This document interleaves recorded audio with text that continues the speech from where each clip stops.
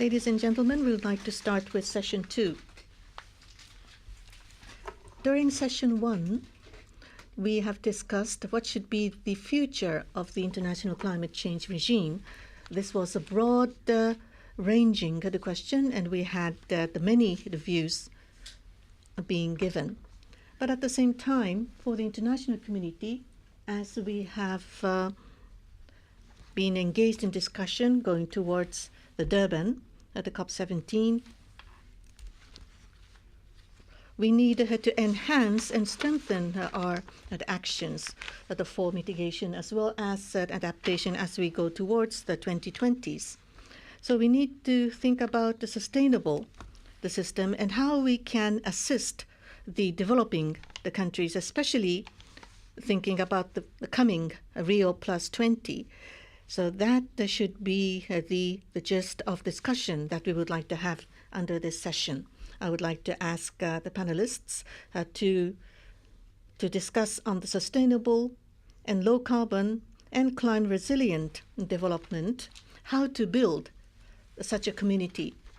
If you could introduce to us some case studies as well as some of the challenges and what may be the ideas in trying to assist, especially the developing countries. The time allocated for our session is 80 minutes, but we have already eaten up a little bit of time, so please understand that we only have very limited time. The moderator of the Session 1, the Dr. Tamura, I would like to take a little bit different approach from Dr. Tamura. So I would like to first of all introduce the panelists from my part. From the left-hand side, Mr. Selwyn Hart, who has also joined us during Session 1, First Secretary of Permanent Mission of Barbados to the United Nations.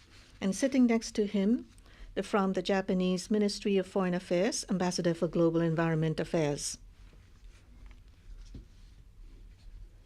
And the person sitting next to him is from the Brazil, the Ministry of External Relations, Director General of the Department of Environment and Special Affairs, Ambassador André Delago.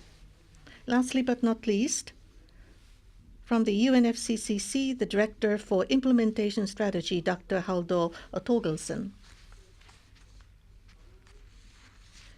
And from my part, I would like to ask 5 questions, first of all.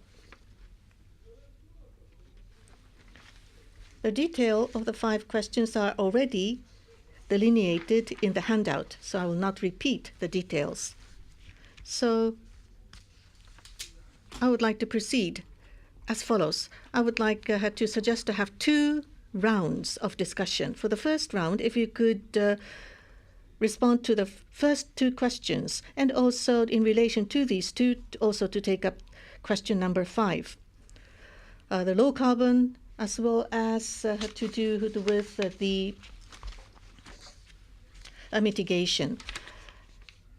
The first question would be, what are the efforts in your own country and what may be the challenges? And secondly, as we go towards the low carbon development, what should be the international cooperation? And also, the Rio +20, green growth is one of the 2 pillars of the debate to come. And in trying to encourage sustainable and low carbon growth for the whole world, what is the role to be played by the green growth? So these are the 3 questions I would like to ask you, and ask each panelist to respond and give us your comments. In the second round, on the other hand, what is given under question number 3?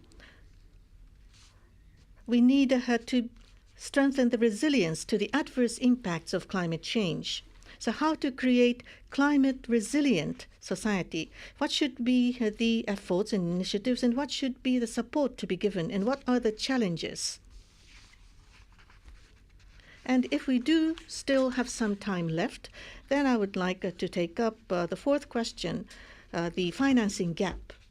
But I would like to look at the clock and watch whether I will be able to ask you question number 4 or not. So starting with the first round of questions, for low carbon development, I would like to hear what are the efforts undertaken in your country, what are the challenges, and also what should be the international support, and also the role played by the green growth. On these 3 points, if I could ask Mr. Selwyn Hart to be the first to speak, please.